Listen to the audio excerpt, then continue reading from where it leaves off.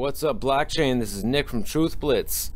So I know everybody had a nice scare last night. I was watching the market and it kind of took a nice big dive very fast. But as you can see, for the most part, it has recovered or is still recovering. The market cap is not quite back up to where it was, but it is definitely close. I mean, we're still back over 700 billion. Bitcoin dominance 33.5%. That's right around what it was yesterday. And we got Bitcoin has been floating around the high 13,000s, low 14,000s. So basically what happened was this news had come out. And now I had talked about how South Korea, I've talked about it a couple times, they want to basically slow down the crypto market, just like China tried to do a few months back. And if you remember, if you were in this space a few months back, very similar thing happened, except it was China. The market took a dive and then it recovered. Now, for those who don't know, which I'm sure the majority of you guys do, South Korea is a huge portion of the overall crypto market. There is a lot of volume that is traded in South Korea. So we'll just read this article real quick. Now, by the way, it appears that this was just FUD,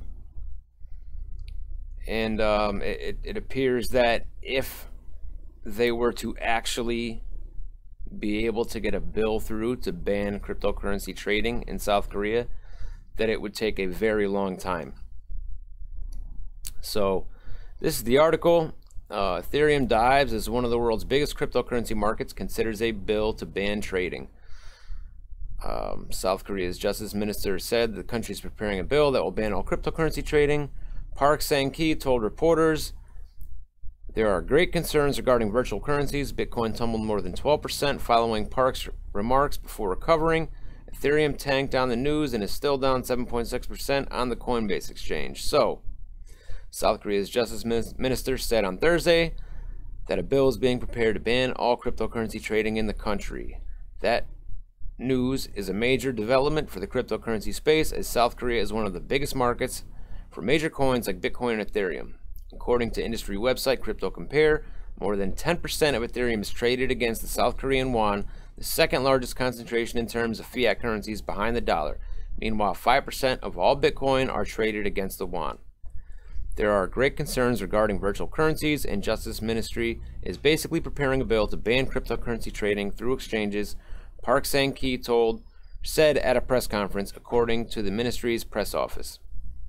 Bitcoin tumbled more than 12% following Park's remarks before recovering. It was down 0.7% on the Coinbase exchange. Ethereum tanked on the news and remained 7.6% lower on Coinbase. Park added that he couldn't disclose more specific details about a proposed shutdown of cryptocurrency trading exchanges in the country, adding that various government agencies would work together to implement several measures. Later in the day, South Korea's presidential office said any potential bill is not a measure that has been finalized, according to News One, a South Korean news site. Reuters further reported that a press official said the proposed ban on cryptocurrency trading was announced after enough discussion with other government agencies, including the nation's finance ministry and financial regulators. The Newswire later added that once a bill is drafted, legislation for an outright ban of all virtual coin trading will require a majority vote of a total of 297 members of the National Assembly, a process that could take months or even years. Cryptocurrency trading in South Korea is a very speculative and similar to gambling. Major cryptocurrencies like Bitcoin and Ethereum are priced significantly higher in the country's exchanges than elsewhere in the world. For example, Bitcoin traded at 17,169 per token at local exchange Bithumb, which was a 31% premium to the CoinDesk average price. The difference is called a kimchi premium by many traders. In fact, earlier this week, industry data provider CoinMarketCap tweeted that it would exclude some South Korean exchanges in price calculations due to the extreme divergence in prices from the rest of the world and for limited arbitrage opportunity. The exchanges that were removed from price calculation included Bithumb, Corbit, and Coin1.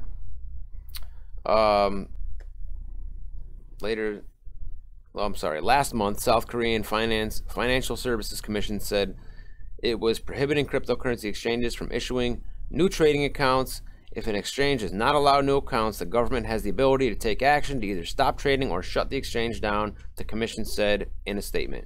The commission added that since much of the cryptocurrency trading was being done anonymously, users must use their real names. The government also indicated it would closely monitor banks and would swiftly step in to limit fund flows into cryptocurrencies if necessary.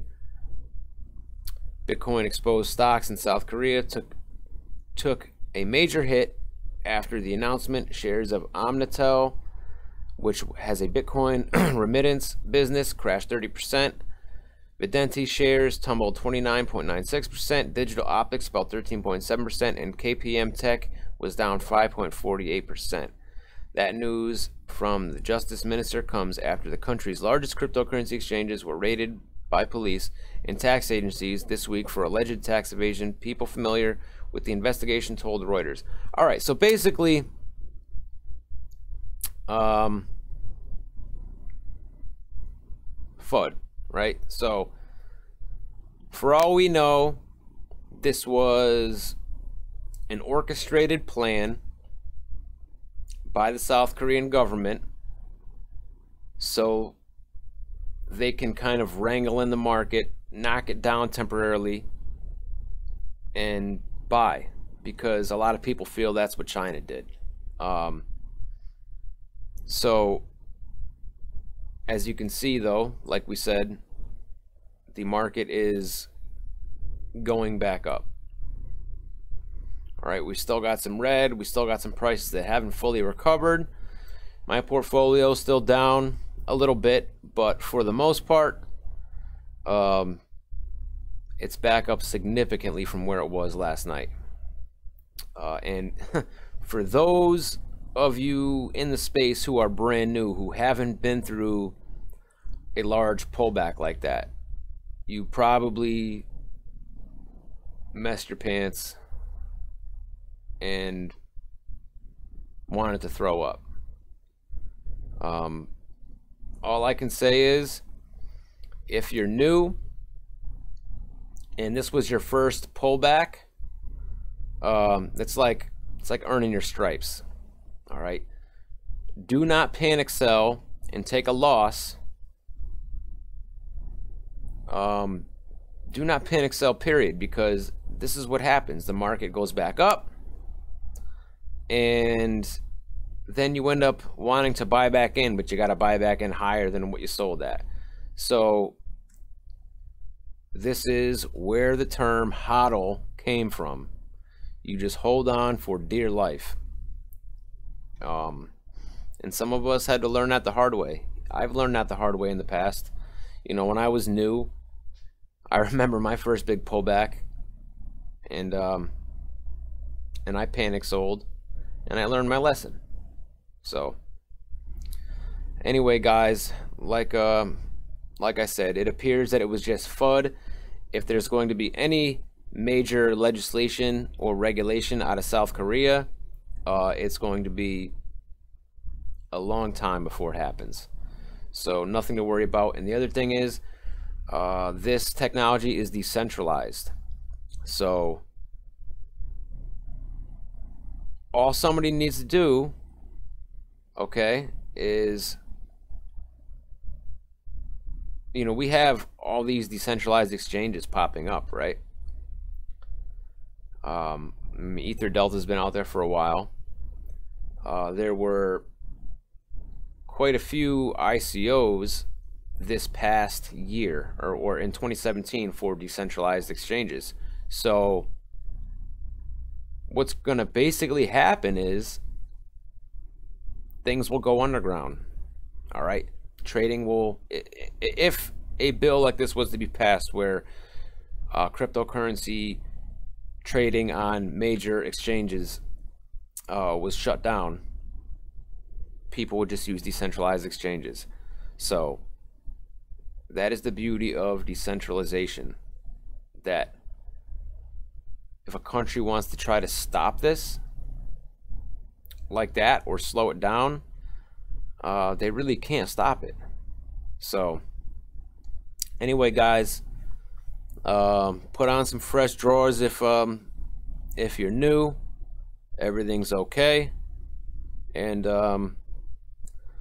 for those who saw me or heard me on SGT Report last night or this morning, I just want to say thank you to those who listened. Thanks to Sean for having me on.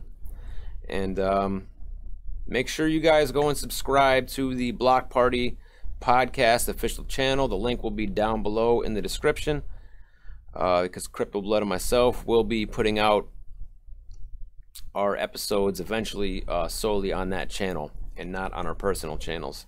We're just trying to get majority of our subscribers to switch over. So anyway, guys, I'll talk to you soon. Have a good day, and until next time.